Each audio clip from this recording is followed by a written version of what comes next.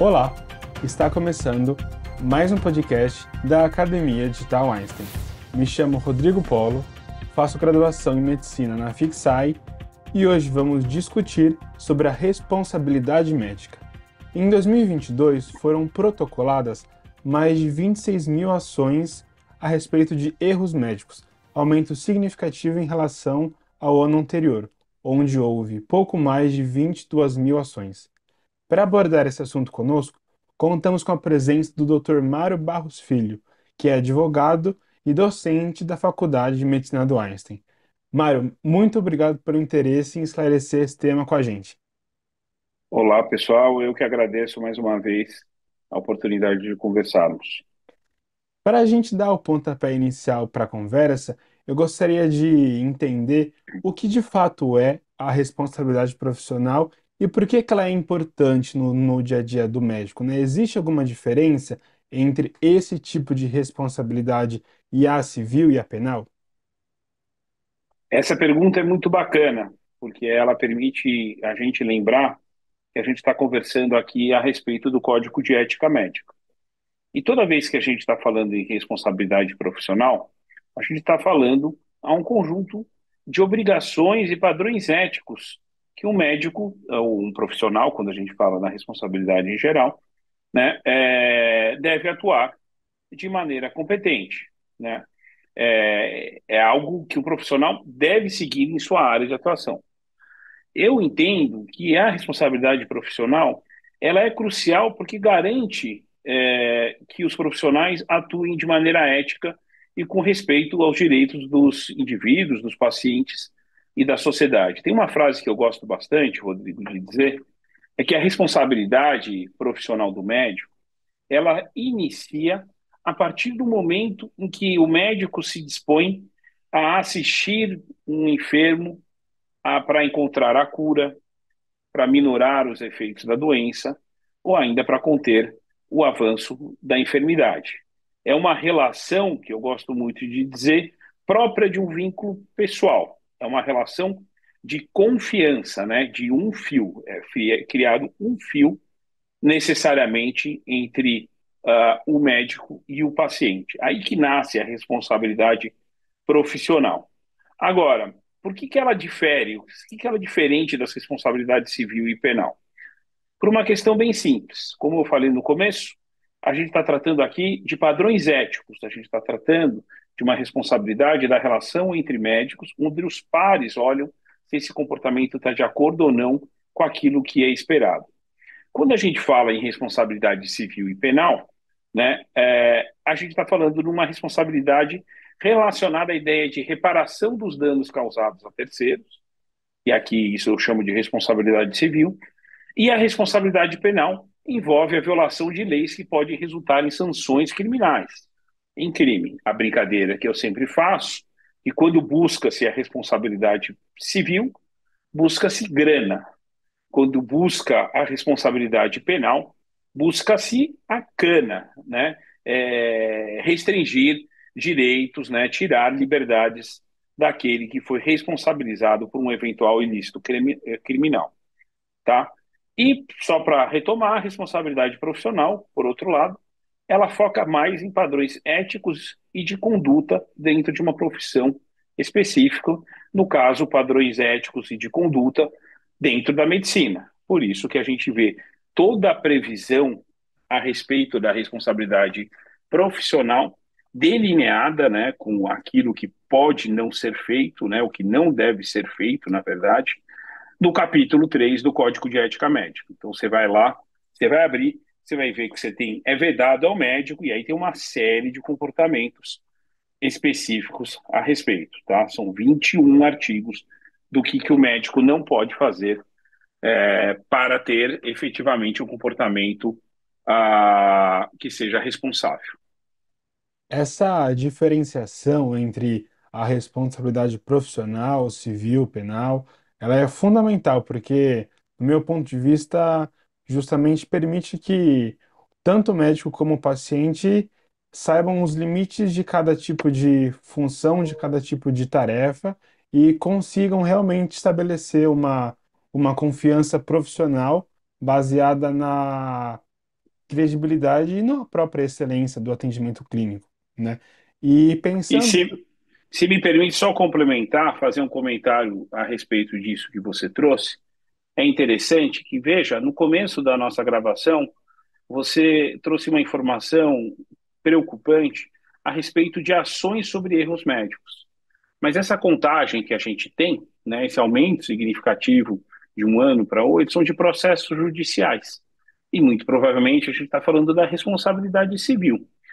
Provavelmente ou não, né, a gente deve ter um número semelhante de processos éticos, processos de responsabilidade profissional, de acordo com o disposto no Código de Ética Médica, tá certo?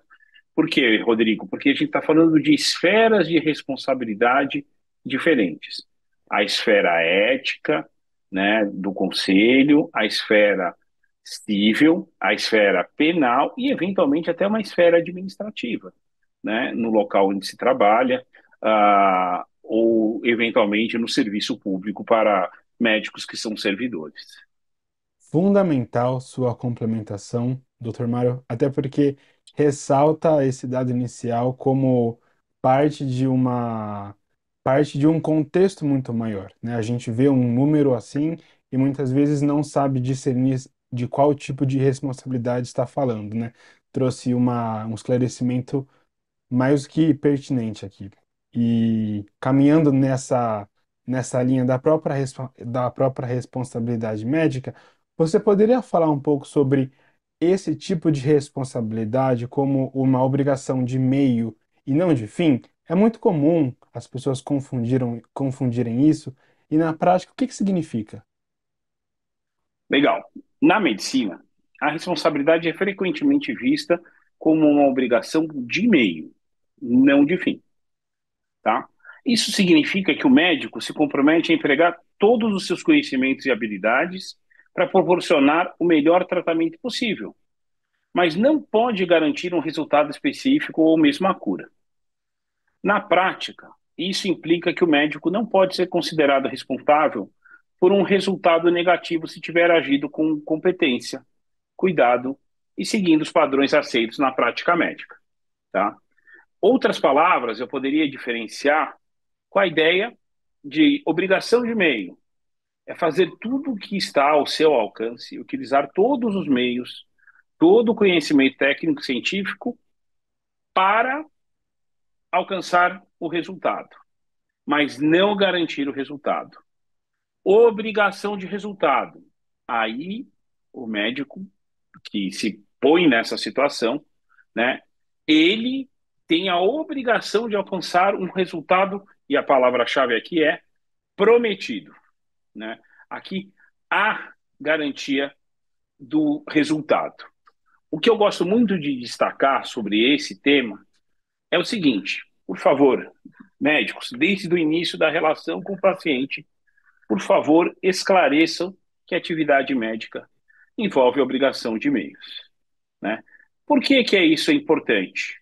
Porque a gente tem, para os tribunais brasileiros, que alguns atos médicos, algumas situações, elas não são de meio, mas sim de fim. E quais são os exemplos que a gente tira dos julgados, da jurisprudência que a gente chama, tá, Rodrigo? Dos precedentes, né? Outras decisões dos tribunais. Vejam só, tá? Para os tribunais, são obrigações de resultado. A colocação de próteses, as análises clínicas, a transfusão de sangue e a cirurgia plástica embelezadora e não reparadora, tá? Mas, mesmo que seja obrigação de resultado, eu gosto muito de tranquilizar, há necessidade de apurar o que a gente chama que é a ocorrência de culpa. A gente tem que apurar se existiu uma negligência, uma imperícia ou uma imprudência. Fundamental a diferenciação, a destaque para da responsabilidade médica como uma obrigação de meio e não de fim, justamente esses casos que muitas vezes são difíceis de a gente conduzir porque é um contexto que, como você mesmo disse, traz essa crença da promessa e muitas vezes isso pode impactar em responsabilidades e eventualmente responder por conta disso. Justamente nessa linha, eu gostaria de entender melhor quais são as principais responsabilidades que os médicos têm em relação à qualidade e à segurança dos cuidados em saúde, porque a gente está falando justamente da profissão médica como uma profissão que busca garantir o meio e não o fim. E a sua citação no início da nossa própria conversa, doutor Mário, foi certeira nesse sentido. Poderia explorar um pouco mais esse assunto conosco? Vamos lá. Segundo o Código de Ética Médica, as principais responsabilidades dos médicos incluem a prestação de cuidados de saúde de alta qualidade, o respeito aos princípios da beneficência e da não maleficência, a manutenção da confidencialidade das informações do paciente, que é a ideia de sigilo, e a adesão a práticas baseadas em evidência, algo indispensável para a boa medicina. Além disso, é imprescindível que o médico deva sempre buscar uma melhoria contínua de suas habilidades e conhecimentos e colaborar para a promoção de um ambiente de saúde seguro, né? Eu diria que esse é o pano de fundo, né? Esse é a base das principais responsabilidades dos médicos em relação à qualidade e à segurança dos cuidados em saúde. E como que nesse contexto de cuidado em saúde, o médico, além de garantir a dignidade e a própria segurança do paciente, pode também garantir a autonomia? Algo que você mesmo disse sobre a prevalência, a importância de você manter a autonomia do paciente. Como que na prática a gente garante esse direito de cada indivíduo? Legal essa pergunta, porque a gente sempre fala que os médicos devem sempre tratar os pacientes com respeito e dignidade, reconhecendo e honrando suas escolhas e preferências. Mas como que concretiza isso, né? Veja, isso envolve ouvir atentamente, fornecer informações claras e compreensíveis de acordo com o paciente que ele está cuidando, respeitar as decisões dos pacientes, mesmo que essas decisões sejam, em algumas situações, diferentes das recomendações médicas, né? A autonomia do paciente é um princípio fundamental e os médicos têm que garantir aos pacientes que esses tenham a capacidade de tomar decisões informadas sobre o seu próprio cuidado. E aí que esse é o grande ponto. Saber que ele vai ter que compartilhar com o paciente algo que o paciente precisa compreender para a tomada dessa decisão. E entender se efetivamente esse paciente tem capacidade, e aqui eu não estou falando em capacidade civil, na capacidade jurídica, né, da maioridade, de 18 anos, 16 para quem é emancipado, mas eu estou falando assim de uma capacidade fática de participar de maneira autônoma nessas tomadas de decisão a respeito do seu cuidado. Algo na sua fala, doutor Mário, me chama muito a atenção, porque destaca a importância de a gente, como profissional médico, informar corretamente o paciente. E, se me permite, a gente vive numa era hoje onde a disponibilidade, a quantidade de informação em saúde é muito acessível, né? A gente tem diversas fontes, diversas maneiras de buscar essa informação. No momento em que o médico está frente a frente com o paciente, por que que para ele é fundamental de fato explicar e informar o paciente sobre o que está sendo feito, sobre o que está sendo discutido e o que significa com isso realizar o consentimento informado do paciente? Olha, o consentimento informado é um processo pelo qual um paciente recebe informações adequadas sobre sua condição de saúde, recebe informações a respeito das opções de tratamentos disponíveis, dos riscos e dos benefícios de cada opção. Então, dá seu consentimento para um tratamento específico. Qual que é o grande ponto por trás do consentimento informado? Ele exige tempo, ele exige disponibilidade, ele exige a escuta e paciência para repetir a mesma coisa de maneira diferente. E muitas vezes você precisa até testar se de fato ele foi informado o suficiente. Falar, olha, vou voltar aqui depois, ou me explica o que você entendeu, ou mais tarde a gente conversa para saber se você tem alguma outra dúvida. O que eu vejo é que ele é fundamental porque ele respeita a autonomia do paciente, que a gente falou agora há pouco, né? E garante que as decisões deste paciente sejam baseadas em uma compreensão clara de suas opções de saúde. Infelizmente, nem todas as situações do cuidado são feitas dessa maneira, e mais ainda, nem todas podem ser feitas desta maneira, né? A gente não vai falar em consentimento informado de um paciente numa situação de emergência, né? Num serviço emergencial. É descabível pela situação e risco que se apresenta nessa relação médico-paciente. Perfeito, professor. De fato, o consentimento informado ele surge como algo fundamental e que cada vez mais destaca a princípios que a gente discutiu anteriormente, como a própria autonomia do paciente e e a responsabilidade médica. A gente conversou muito sobre a relação entre a responsabilidade do médico e em relação aos seus pacientes. Agora, como que o Código de Ética Médica também promove a colaboração entre os profissionais da medicina e outros da área da saúde, visando justamente garantir a responsabilidade também em equipes multidisciplinares? Boa. O Código de Ética Médica ele enfatiza a importância de uma colaboração interprofissional para fornecer cuidados de saúde abrangentes e de alta qualidade. Isso inclui respeitar as competências de outros profissionais de saúde, comunicar-se de forma eficaz e colaborativa, né? Isso é participar de equipes multidisciplinares, onde o conhecimento e as habilidades de cada membro são valorizados e utilizados para o benefício do paciente. A gente tem que lembrar que este cuidado ele é universal, né? Ele não é pautado único e exclusivamente da ação na conduta do médico. Ele envolve diferentes áreas de conhecimento, diferentes especialidades e de diferentes atribuições.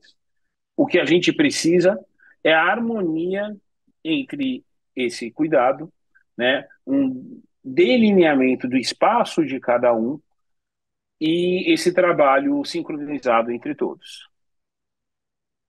Perfeito. Mário, gostaria de agradecer você por estar aqui conosco, esclarecendo de uma maneira muito bem informada e com muita relevância e excelência esse tema. Gostaria de perguntar se você tem a intenção de deixar uma mensagem final para os nossos ouvintes. Olha, eu acho que é muito importante vocês olharem para a responsabilidade profissional não como uma preocupação com medo de ser punido, né, de receber uma, uma pena ou ter que indenizar alguém por algo. Mas sim, olhando para aquele primeiro elemento que eu falei sobre a responsabilidade, ela decorre de um vínculo pessoal, de uma relação de confiança. E essa relação médico-paciente, ela é uma relação muito mais forte do que uma relação contratual ou mesmo extracontratual. Ela nasce de forma natural, ela nasce de maneira tácita, tá? Ela não vem de um acordo escrito, de um contrato, mas sim de um pacto, vamos dizer, verbal. E aí, o que se espera efetivamente é cumprir um dever de comportamento, né? Conhecer as regras do código, né? E buscar efetivamente se comportar da melhor forma possível. Doutor Mário, muito obrigado pela presença e pela disponibilidade em esclarecer esse tema conosco. E aqui terminamos mais um podcast da Academia Digital Einstein. Para descobrir mais conteúdos gratuitos como esse, é só acessar o site academiadigital.einstein.br. Muito obrigado a todos os ouvintes e até o próximo episódio.